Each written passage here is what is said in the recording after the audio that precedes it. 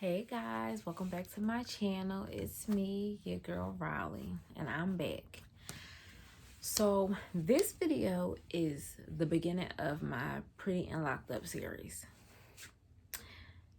I'm just gonna start y'all off at the beginning so y'all can see the full picture of what the fuck I'm about to tell y'all. Alright, so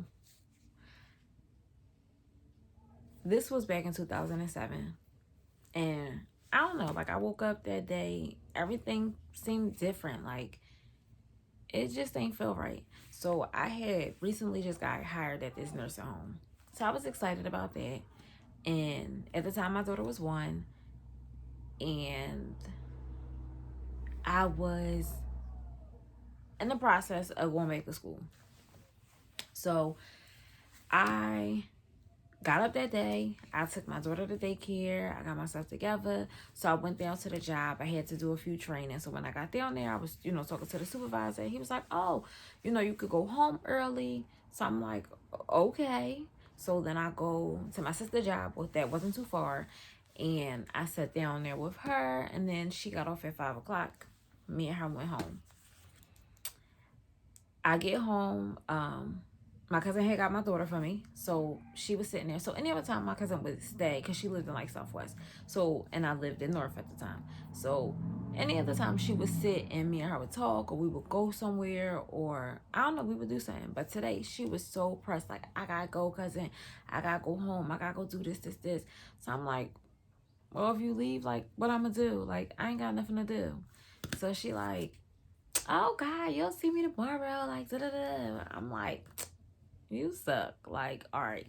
So I walked my cousin to the train, and I went back and was hanging outside with the people from my neighborhood. So my sister was like, well, why don't you go head outside? I'll watch the baby and, chill. So I knew that this day was different. Like, it was not a regular day. So I had grew up on this particular block, and my sister still lived on that block. So like I said, it was different. So people that lived around there, we was kids, was there that day. And I'm like, damn, like, this must be a special day. Like, the hood outside, it's a nice day. I'm like, all right, bet. So we outside talking, laughing, joking.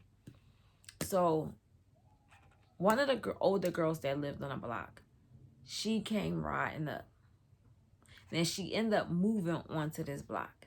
So I don't know. I kind of looked at her like my older sister. She had a daughter. I was cool with her brother, and her mom. I knew their mom because they lived on the block for so long. So when she pulled up, she was irked, like she was pissed off. She went in the house. She changed her clothes. So her brother was out there, and he said whatever. So she got her car pulled off. So she like, yo, Riley. So I'm like, what's up? So she like, take this ride with me real quick. So one of my other girlfriends was like, no, don't go. So I'm like, well, I mean, what's the harm? Like, where's she going?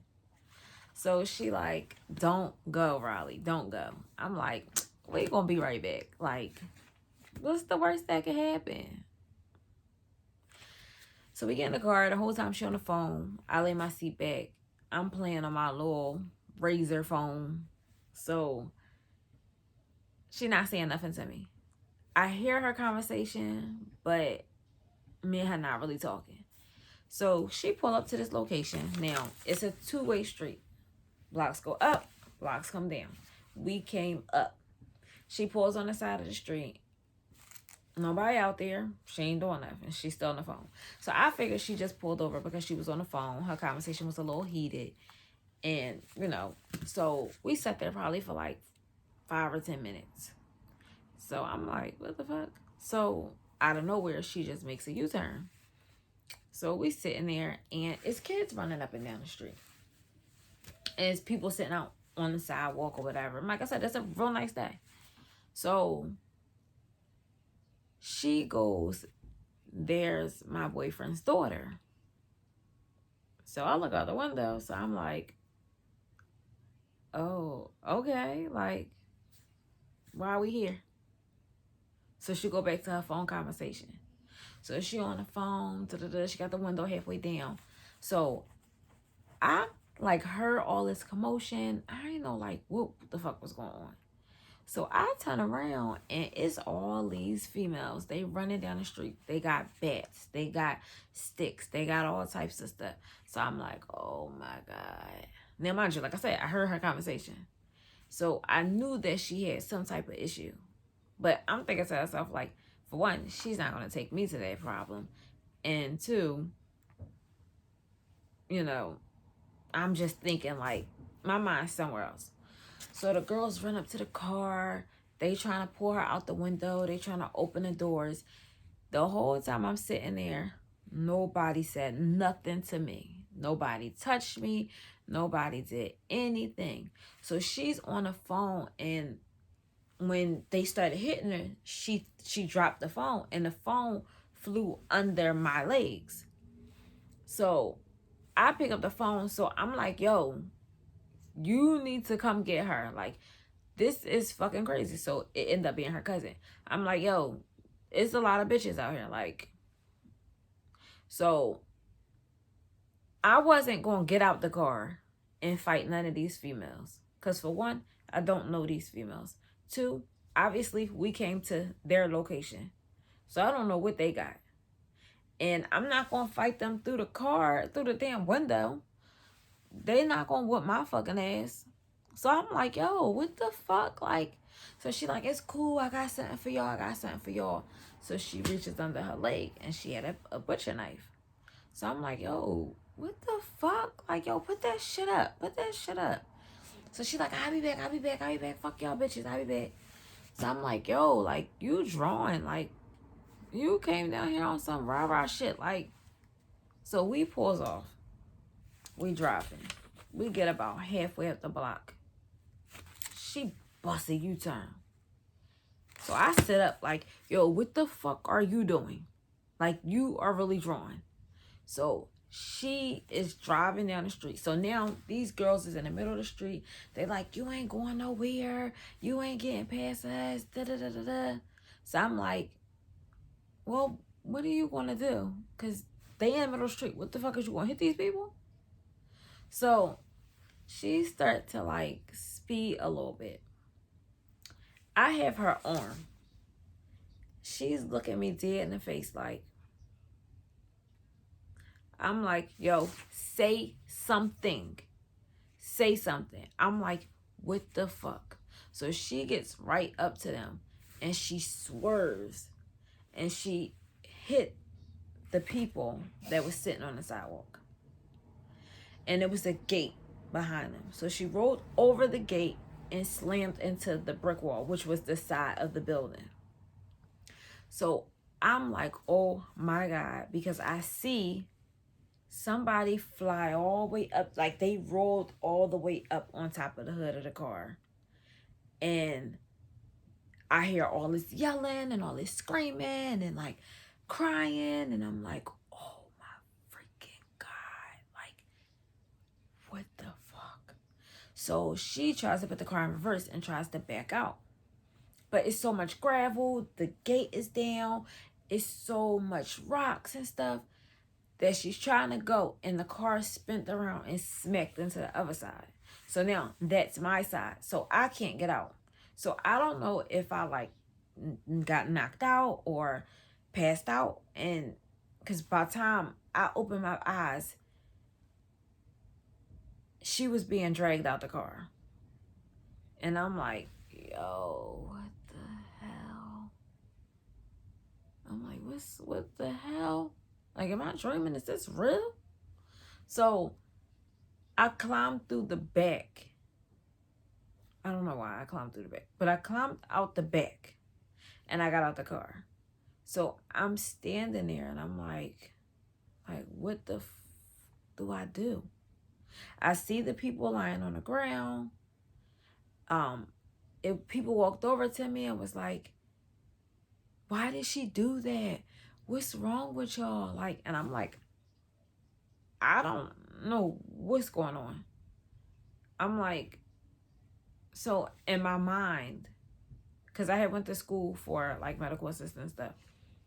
So a part of me wanted to go over and help the people that was on the ground.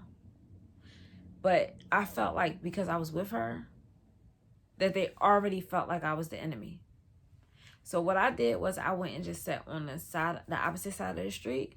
I already heard the ambulance coming and the cops coming. So I'm like, I know that I didn't do anything wrong. I'm just gonna wait for the cops. So she hauled ass. She running. So she turns around and she goes, "Come on, Riley, come on." So I'm like, so they're like, "Oh, that's your name? Your name Riley? Okay. Where you know her from? Why are you hanging with her? You da da da da da."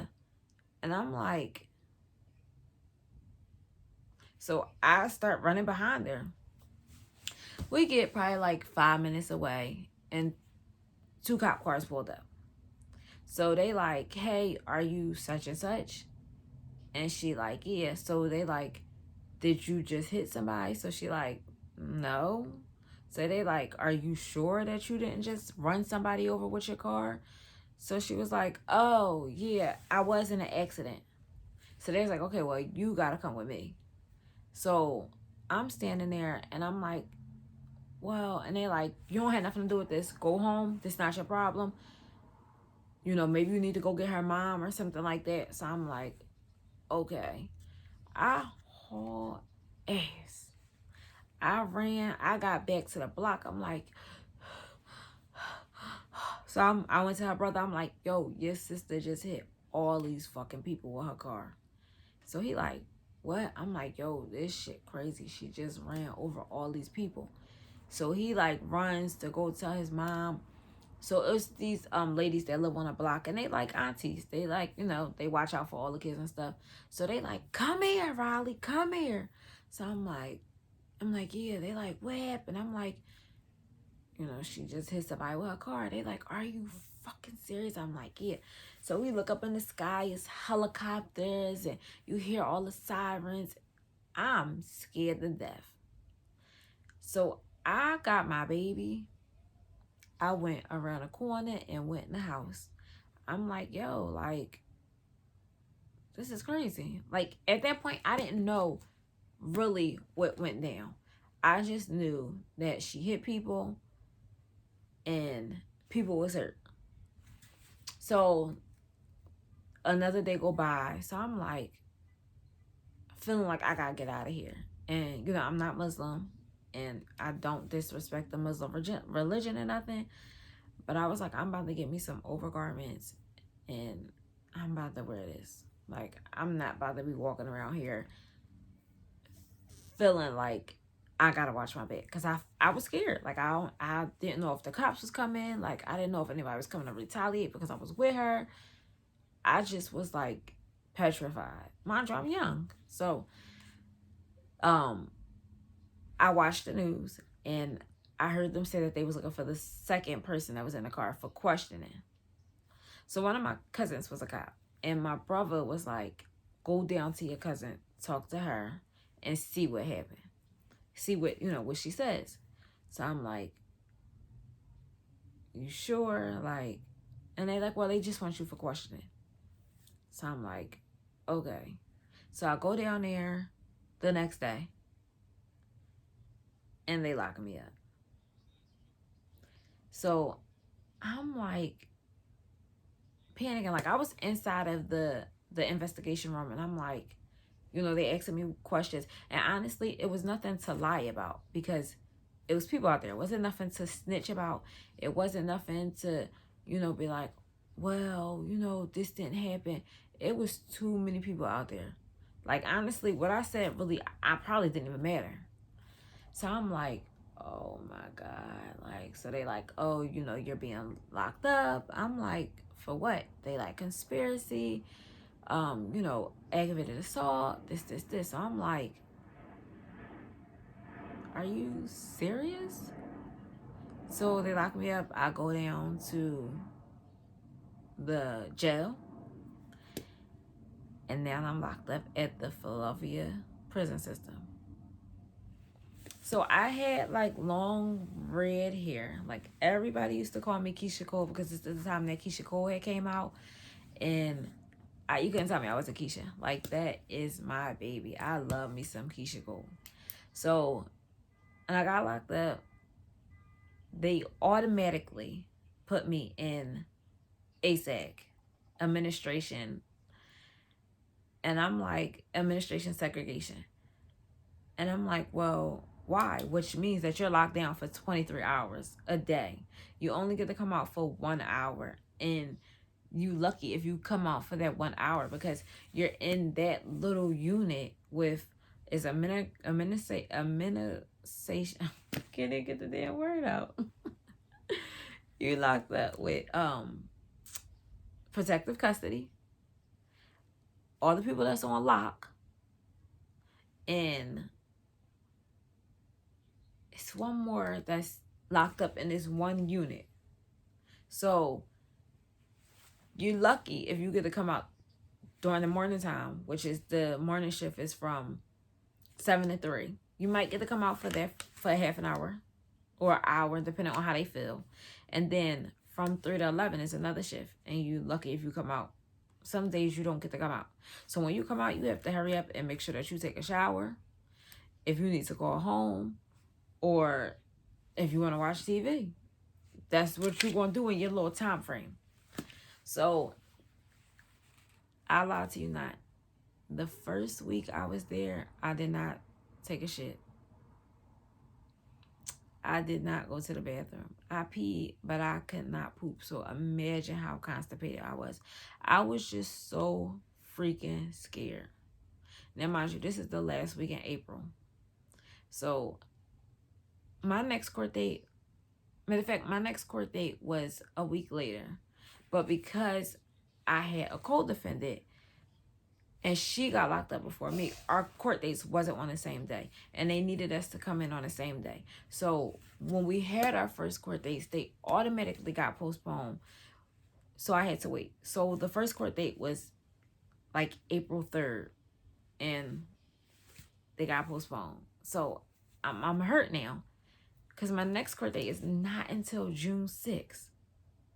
So I'm like, that's too much. Then mind you, like I said, I had just moved into my own apartment. I'm like, who gonna pay my rent? Like, my mind was all over the place. I'm like, my daughter, she was only 1 at the time. I'm like, I can't do this. Like, I cannot do this. So I'm in ASAG and I'm like petrified. I'm asking people, which is the wrong thing to do because you know, they going them jailhouse lawyers is gonna tell you all types of stuff. They will mess your head up. So I'm like, I can't. I'm calling home every day, like what's going on, what they say, what they gonna do. So I had to think about it, like, why the hell am I ASAG? What did I do? So they're like, oh, well, ASAG is if you have a high profile case or, you know, this. So I'm like, okay, I get that because it was on the news. So I'm like, all right, I understand it. So then we have court. And she's walking around regular. And I have handcuffs on. My ankles are shackled. And the handcuffs has something around my stomach where as though I'm connected like this. And I'm like, and she free. So I asked the CO, like, why is it like this? So she told them at the jail that I was the driver of the vehicle and that I hit these people and she was terrified of me. Now, mind you, 5'2", good 125 pounds. She's 5'9", 6 foot, maybe a good 200. I'm like, what the fuck? So they like, well, we don't have nothing to do with the cops, the court situation. So, you know, only thing that we could go by is what she tell us, you know, and she came in first. I'm like, well, then tell them that I'm scared of her. She like, well, you're already separate, so it's nothing that they could do. So I'm like, all right. So we in there, and finally they bring her down to ASAG. So her cell is directly across from mine, so we are able to talk. So I was like, did you tell them that I didn't have anything to do with it? So she's like, well, I haven't been able to. They're not really listening to me. I'm trying to figure out now. I'm like, well, you need to do something as far as my end, because I didn't do anything. She's like, no, I know. I'm going to tell them, like, I'm not going to let you be in this situation. It's not your fault. So I'm like, okay, like, don't forget, like, I'm going to be on your ass about this, because I don't have nothing to do with this. Like, I just had a daughter. Like, I need to go home. Like, I got stuff that I need to take care of. So she like, oh no, I know, like, you ain't had nothing to do with this, whatever. So, and mind you, I didn't even know the whole damn story. So I'm like, well, what happened? So apparently her and her boyfriend was at the movies. His baby mom was calling, and she was like, listen, you need to tell her to stop calling. Like, we at the movies, we spending time. So I guess the baby mom heard, and them two got into an argument through his phone. So I guess they was both heated, and they end up talking on her phone. I don't know if the baby mom called her or she called the baby mom, but them two started arguing. So what happens after that? Oh, well, meet me here. Da-da-da-da-da. So when she came back down to the neighborhood, and she went in the house, I guess she changed her clothes and, already had plans on going down there. So when she seen me and asked me to take the ride with her, she knew what she planned to do. I know that she didn't plan to go down there and hit these people with her car, but she had plans on going down there and rumbling. So I'm like, yo, that's crazy. So I'm like, so what you charge for it? So we end up having the same charges. My leg is cramped. So I'm like, this is crazy. Like, I gotta get out of here. Like, so for 4 whole weeks, I was locked up in ASAG. For 5 weeks, I was locked up in ASAG. So June 6th, we go to court. So her family is there, my family is there, the victim's family is there. Oh, so the people that got hit, it was the baby mom, it was her mother. She had a shattered leg. It was the baby mom's sister. And this lady had recently got over a drug addiction. So she was bad, like hurt really, really bad. Like really, really bad. So she was in like basically like critical condition. And it just was bad. And then the last person that got hit was the baby mom's daughter. It was her boyfriend's daughter. And she had a fractured hip. And I was later told that she wasn't going to be able to have kids. Now, I don't know how true that is, because I never talked to these people. I meant about that. Like, I eventually end up talking to the baby mom, but I never talked to anybody else.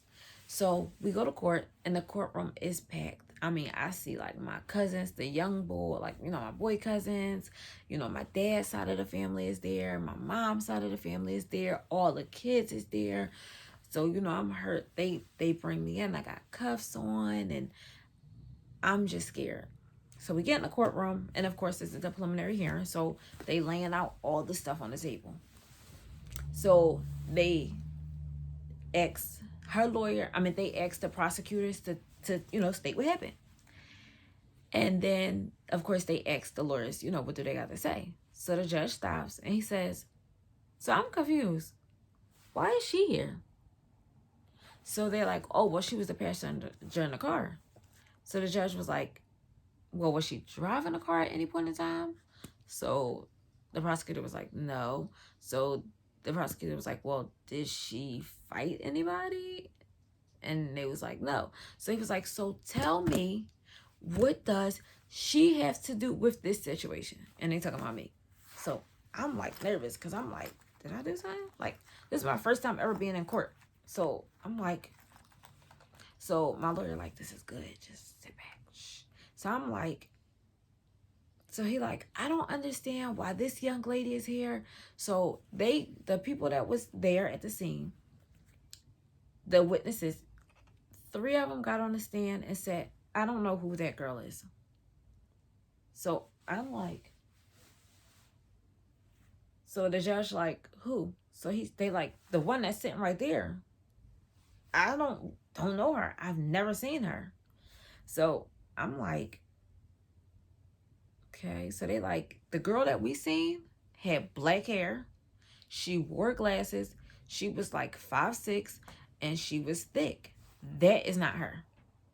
So when they asking my lawyer, like, okay, well, what do you want happen to her? So my lawyer was like, I want my client to be released. She doesn't have anything to do with this situation. So the judge was like, well, I don't see no problem with it. So the DA was like, well, she was away. The judge was like, I don't see anything wrong with that. Please release her now. So they made me leave the courtroom. They sent me right back to the jail. The judge was like, process her paperwork and have this young lady released ASAP. So I went back to the jail like, now mind you, when I got back to the jail, it was probably like 5:30, 6 o'clock. So they was having dinner. So I got back like, yes. Now mind you, like I said, I was at ASAC for 5 weeks. So the last week I was able to be in general population, which is massive. It's huge. It's so many people. I mean, well, so many girls. It's just huge. So when I was on that unit for the last week, I was like petrified. I was nervous. I couldn't go to sleep because you in there with everybody. Murderers, prostitutes, drug dealers, rapists, like everything. So when I came back, I was like, I'm going home tonight. Like, I don't care. Like, I'm here. I call home. They like, you ready? Yes, I'm ready. Like, I don't want nothing. I'm going home. 9 o'clock, they was like, let's go, pack your stuff. I said, I ain't got nothing to pack. I'm ready. They like, you ready? I'm like, I am ready. We went down there. They processed me out. I put my clothes on. I walked out there, jail, like, oh my God, fresh freaking air. And I went home. So you would think that that would be the end. Well, it wasn't. That was only the beginning. About June I got out. The end of the summer I went to Disney World with my whole family. July come, I'm sitting on the steps with my homie. I go get the mail, because the mail was in like a little it was at the end of the block and you had to have a key to open it. So I open the mail. I see a letter with my name on it. And mind you, I'm at my sister's house. Not even at my house. And I see something from the courts. And I'm like, what the hell? I open it. And it says, Riley, you need to turn yourself in by August 1st. Because they are recharging you with all them charges. My heart stopped. I've never felt so defeated in my life. Because honestly, at that point, I didn't know what to do. I done went through this situation. I thought I was cleared. I thought I was done. You know, I felt good. I felt like I was about to have a fresh new start. And it was only the beginning. So I'm going to stop right there. But if you guys want to hear more about Pretty and Locked Up, don't forget about my Sinful Sundays and my Wicked Wednesdays. Subscribe to my channel. Like, comment, you know, just hit the bell. And get back with me. Like I said, it's so much more to this story. Like, it's crazy. But, I felt good to finally get that off my chest. Anyway, like I said, thanks guys for watching my video. I appreciate you guys. Make sure you guys like, subscribe, share, comment, whatever. Just make sure that y'all come back. And I will talk to you guys later. I'm out. Raleigh.